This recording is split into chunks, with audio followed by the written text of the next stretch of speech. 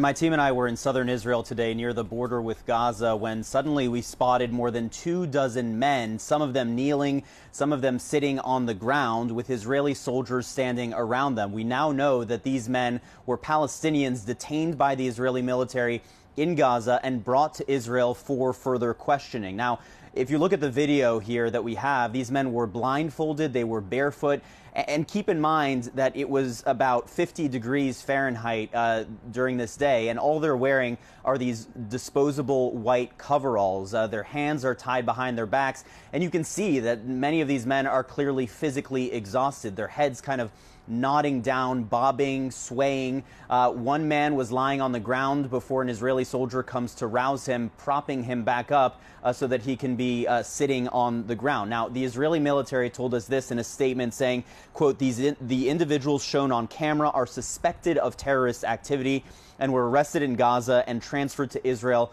for further interrogation. Relevant suspects are taken for further questioning within Israel. Individuals who are found not to be taking part in terrorist activities are released back into Gaza as soon as possible. Now, they also addressed the conditions in which we found these detainees, talking about the fact that they were wearing these white coveralls because they had been stripped, their clothing searched to ensure that they were not carrying weapons or explosives, and they said that they would be given clothing once they arrived at that detention facility. They also said that when we came across them, that they were about to be put on a heated bus in order to be taken to that detention facility.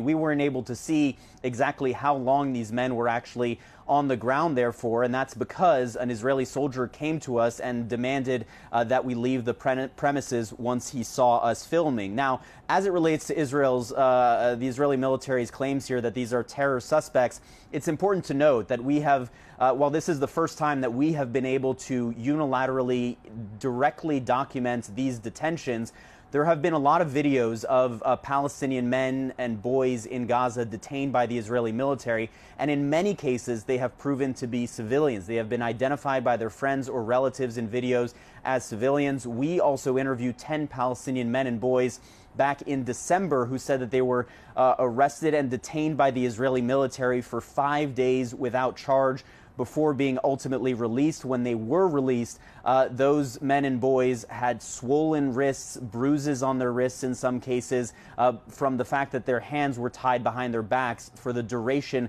of that detention. Now, the Israeli military, for its part, insists that it proceeds with international law in all of these cases.